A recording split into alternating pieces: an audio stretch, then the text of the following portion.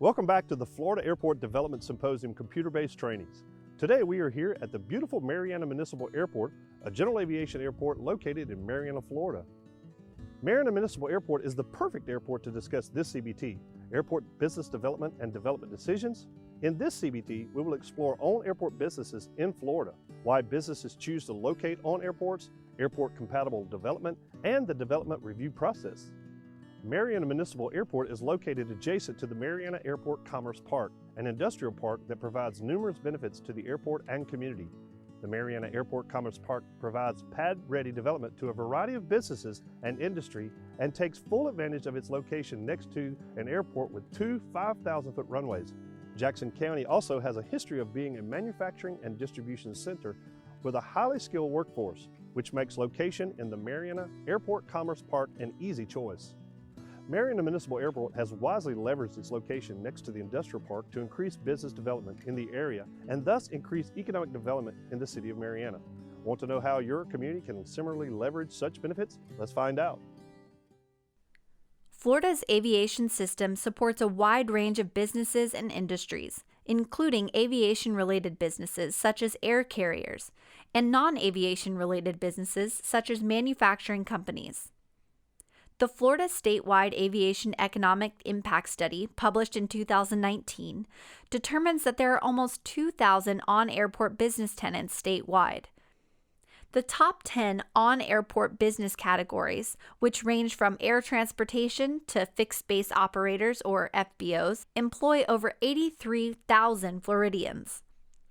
Statewide results indicate that the average airport tenant employment per commercial service airport is 5,198 Floridians, while the average airport tenant employment per general aviation airport is 189 Floridians.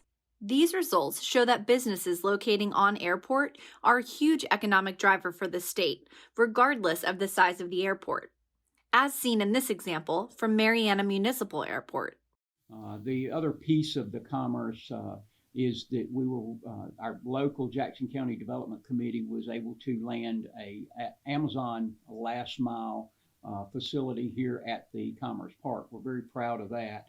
And it, it's starting off small, but at the same time, it sure does look nice when you drive in and you see the Amazon logo in our Commerce Park. So that's a big thing for us.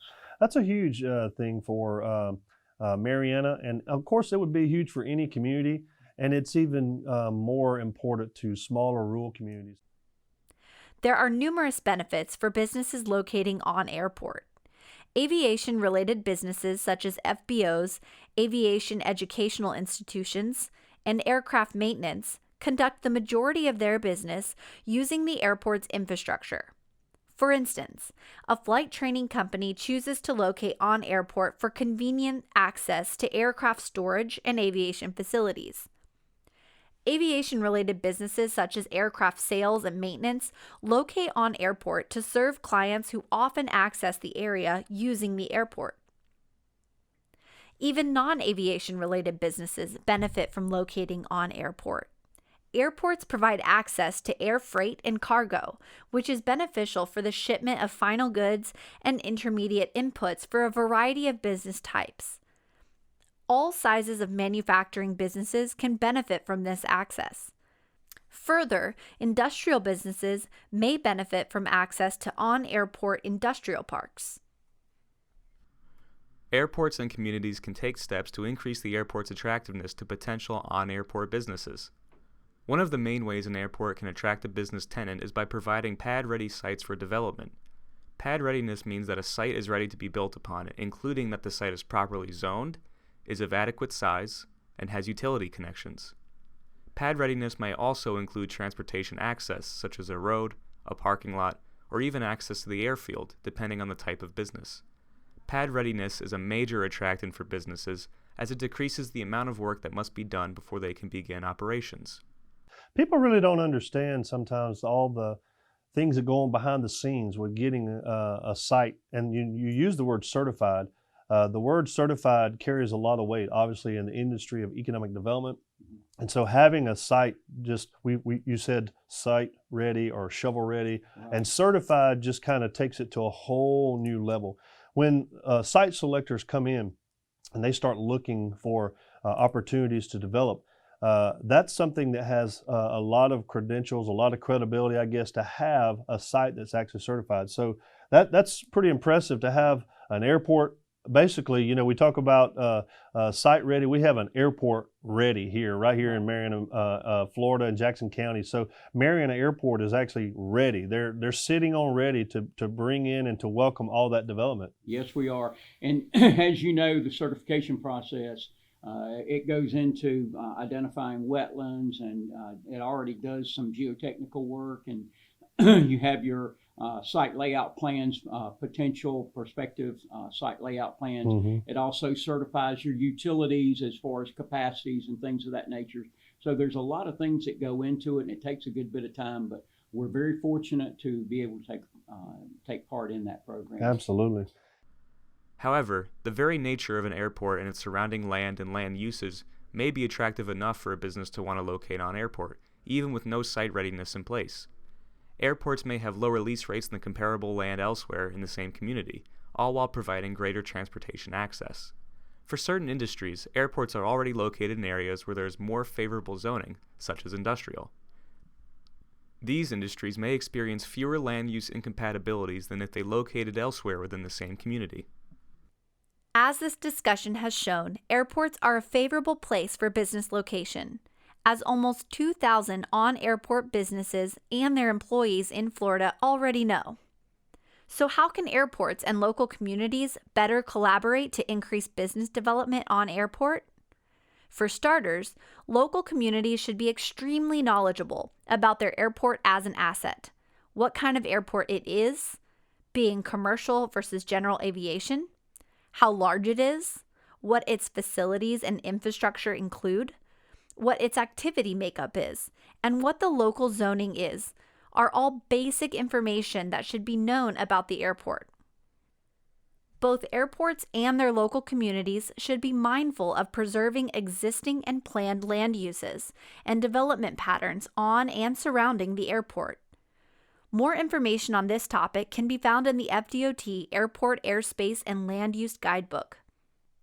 Finally, airports and local communities should be in constant communication so that opportunities for business location that arise are in joint decision. Working together, airports and local communities can increase business development and thus economic development in their communities.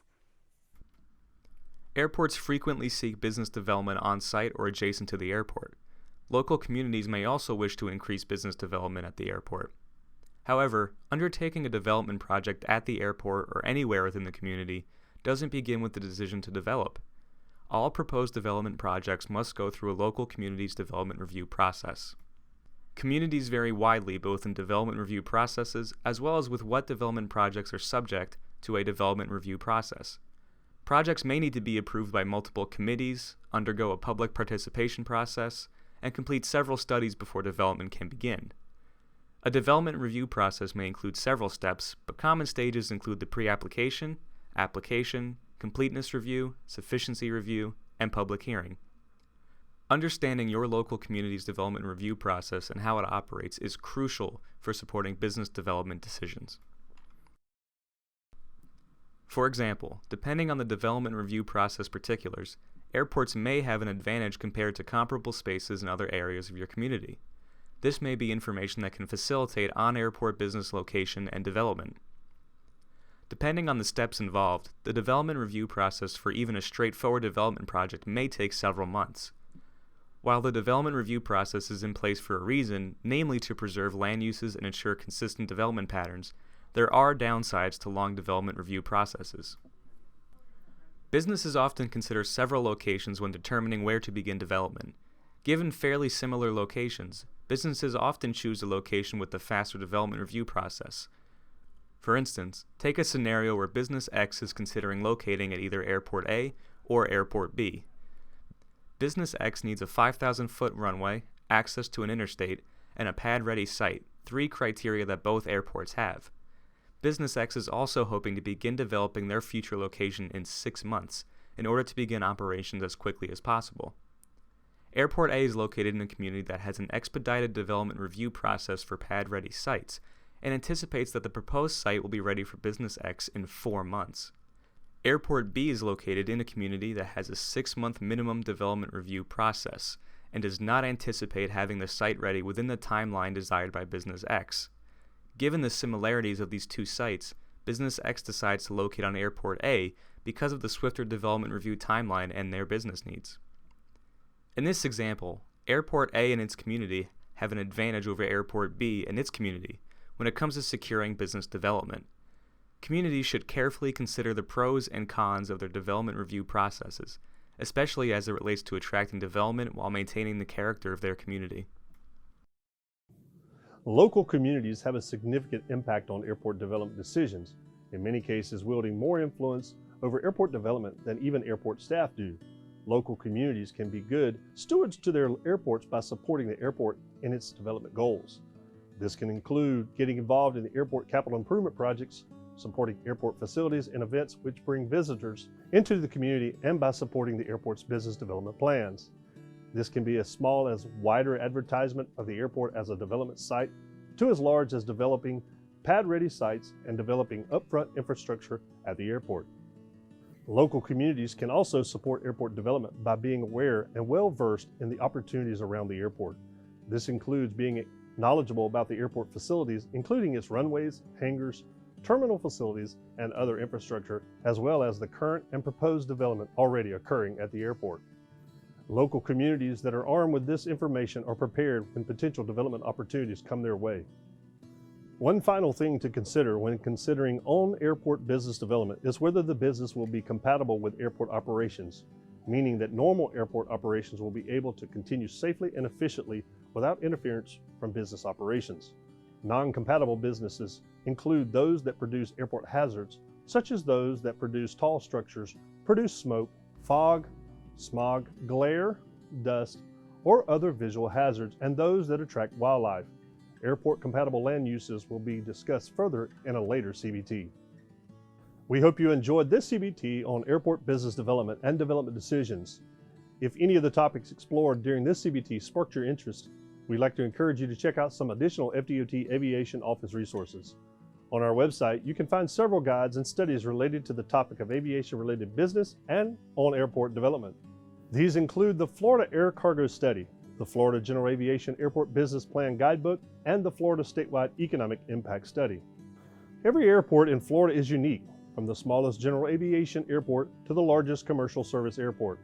While their primary purpose is to provide aviation services in a safe, secure, and efficient manner, we hope that this CBT has illustrated that they are also crucial for your local community's economic development and have a lot to offer to the local development community.